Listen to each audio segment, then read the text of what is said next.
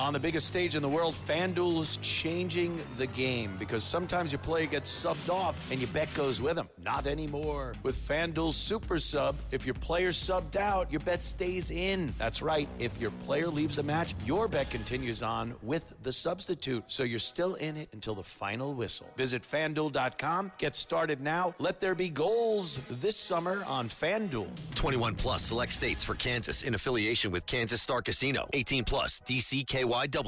Gambling problem? Call 1-800-GAMBLER. 1-800-MY-RESET. 888-789-7777. Visit ccpg.org/chat. Connecticut. Visit mdgamblinghelp.org. Maryland. Visit gamblinghelplinema.org. Call 800-327-5050. Massachusetts. Call 877-8-HOPE-NY. Text HOPE-NY in New York. Call 877-770-7867. Louisiana. Visit FanDuel.com. Get started now. Let there be goals this summer on FanDuel. The More Money Show with Steve Moore on the Red Apple Podcast Network. Welcome back, folks. This is the More Money Show. I hope you're having a wonderful weekend. Thank you so much for joining the show. As I was saying earlier, you're the people who make this show so successful. And I also always say that I am not the greatest radio talk show host, but I have the greatest audience, the smartest audience. I know that because I take your calls. I listen to what you have to say. I learn a lot listening to you. And I'm going to squeeze in some calls because we're live. We're in color, folks. We're one of the very few weekend shows that is live in color in real time. So if you'd like to join the show, I'm going to save about the last 10 minutes of the show to hear what you have to say. What do you think about Elon Musk? What do you think about Social Security going bankrupt? What do you think about the fact that people like Bernie Sanders are saying, "Oh, we hate wealthy people. We can't have billionaires. We can't have trillionaires"? Well, it's an American dream. Only in America could somebody make $1 billion or $1 trillion. Only in America could somebody come into this great country of ours, oftentimes with only the shirt on their back, and become rich. And that is the American dream, and that is what our country is about. So it's something to celebrate our 250th birthday.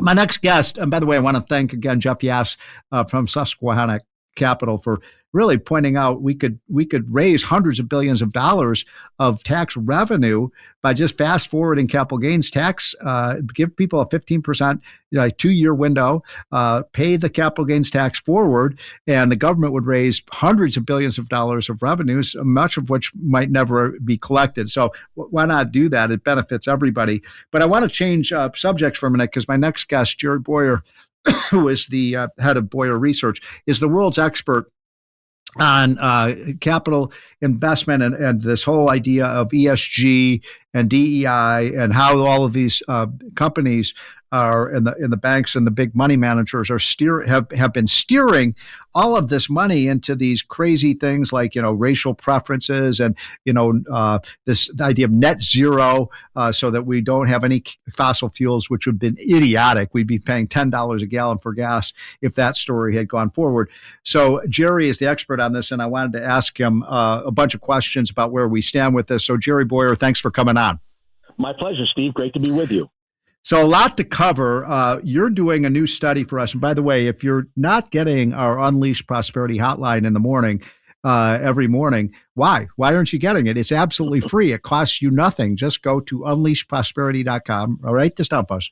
Unleashprosperity.com. Just go to that website. Just click on the hotline button and send us your email, and we will send you this every morning for free. It costs you nothing. So what are you waiting for?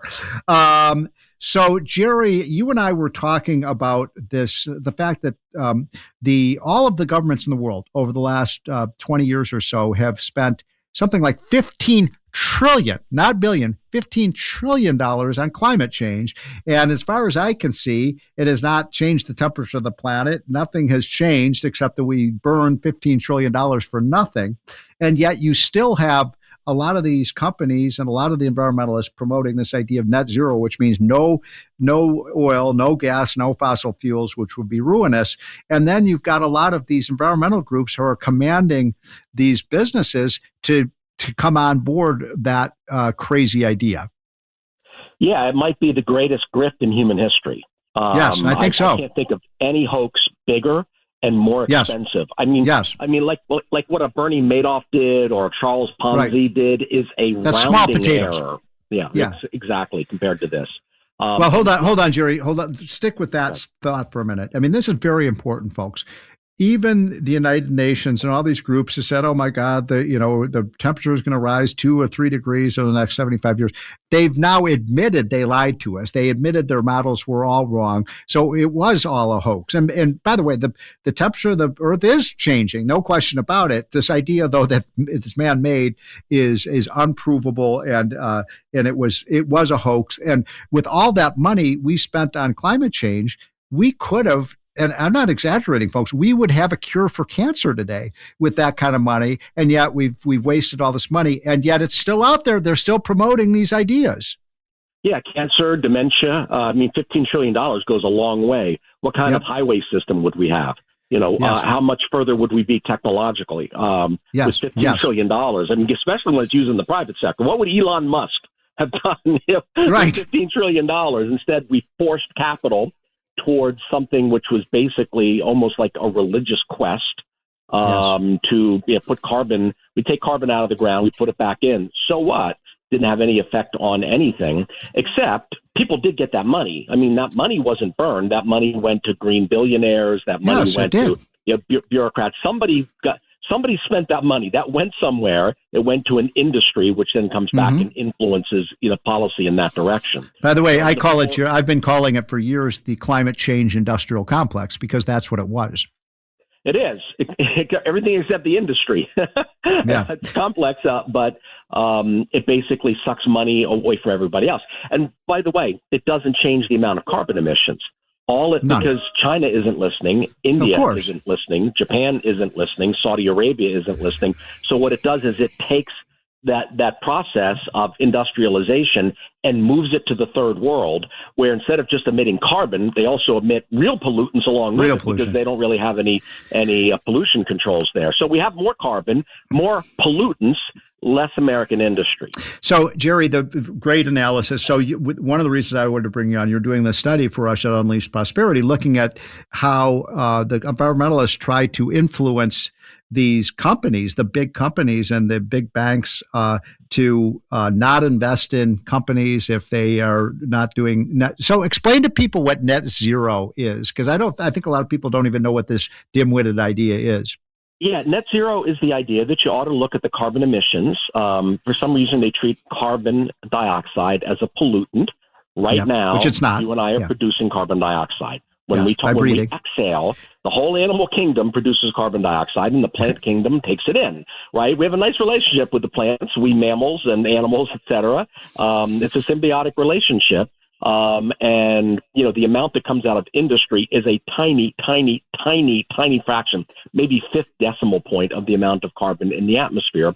But somehow people have convinced us that it's a pollutant. So companies have to have a net, which is when you basically they're going to emit some carbon, right? But then they have to do something to pay to take the carbon back out of the air and put it into the ground, or basically pay loggers to not log so there's more trees, so that it nets out to zero carbon emission. It's a little bit like in the late Middle Ages where you would pay for your sins, when you buy indulgences. We're paying indulgences to Gaia, the goddess of the earth, for breathing and having industry. Get ready, Staten Island.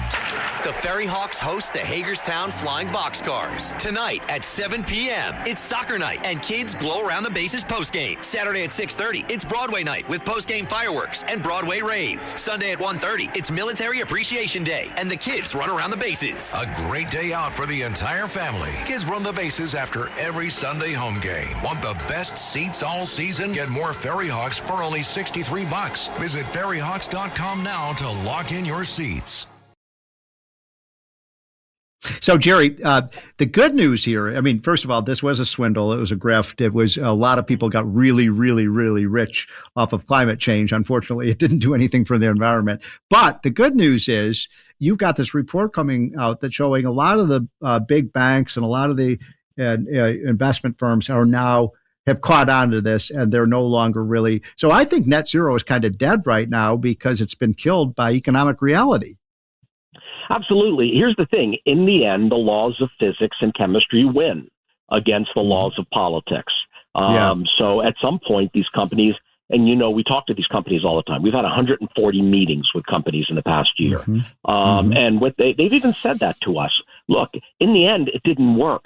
They couldn't make it work. An airline says that to us. You know what? We use fossil fuels. Airline fuel is made out of fossil fuels. We need it. We can't run without it. We don't run on nuclear. We don't run on coal. We're not going to. You can't put big solar panels on an airplane and expect it to go. Solar panels are heavy.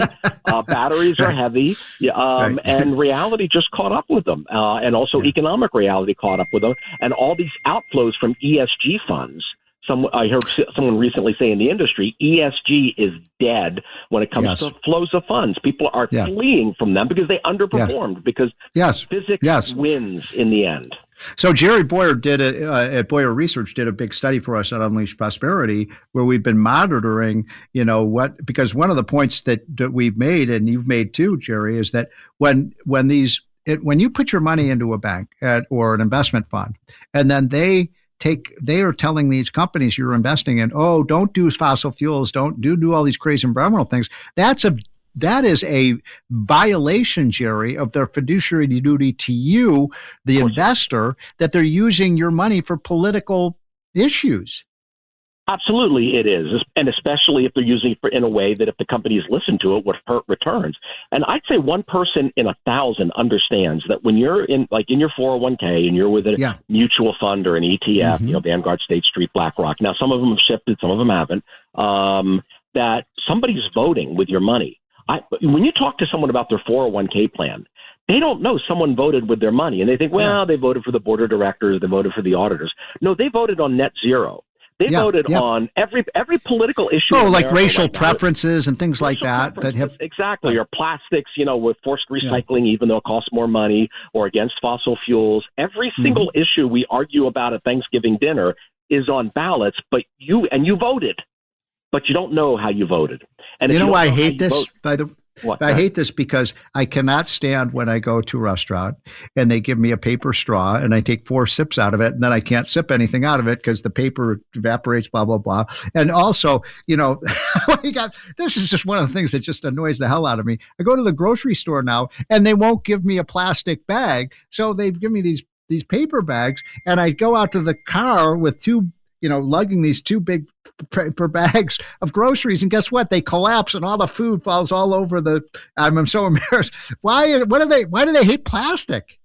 I really, it's kind of an elitist disdain for the middle class, because think about it. Think about what plastic is. Plastic comes from fossil fuels. And then what do you do with the plastic after? Well, you put it in a landfill and you put it back in the ground. That's exactly what they say we're supposed to do. You're sequestering the carbon, but for some reason they don't like it because it's kind of middle class. And then, by the way, where does paper come from? Well, it's trees. Yes, and we need trees because trees absorb the carbon dioxide. So they're telling us that we need to stop cutting down trees when they engage on fossil fuels, and they're telling us we need to cut down more trees when they engage on plastic usages. It's just so much virtue signaling that it's absolutely crazy, and it costs more money. We talked to Starbucks about this because they did an experiment with plastic straws. We said, how much did it cost? And they said, we're not going to tell you. I said, well, we're shareholders. We want to know. How much did it cost? Yes. Well, we don't disclose that. Well, why don't you? Probably it was costing extra money because you stopped forcing it on people, so something went wrong. Why don't you just tell us how big a mistake you made? So the reason this is so important, folks, and Jerry, you've been so great on this, you're a one-man crusader on this, is that, look, if you want to invest in green energy and stuff as an individual, this is a free country. You can invest in whatever you want to. But what we're objecting to, Jerry, is when they take your money, folks, and they use it for these political objectives, so you're getting a lower return on your money, because guess what? One of the highest return industries over the last 10 years has been the oil and gas industry. And yet all these people didn't get to share in the profits of it because of these idiot things. So don't let them do this, folks. Do not let them vote with your shares on these political things, whether it's racial preferences or whether it's no plastics or no oil and gas or net zero. Let's just get rid of it. I think we're making real progress there. We are. I mean, we've seen an utter collapse. Yeah, we call it Klexit. Like there was when Brexit, when Britain pulled out of Europe. What's happening is there's a mass exodus. Not all of them, but a lot of the asset managers, meaning the investment managers and the big banks, have said, "Okay, we get it. We're out of here." Yeah. It came up fast, but it sure has collapsed fast too. Jerry, thanks for everything you've done. We haven't won, but we are winning on this, folks. So stay tuned. This is the More Money Show. We'll be taking your calls 1-800-848-9222 when we come. Thanks for listening to More Money with Steve Moore. You can hear More Money with Steve Moore Saturday afternoons at 1. If you like the podcast, share it with your friends and listen anytime at WABCRadio.com and download the WABC Radio app. Hit that subscribe button on all major podcast platforms. Plus, follow WABC on social on Instagram, TikTok, Facebook, and X. See you next time for a new episode so you never have to wonder. What the heck is going on here?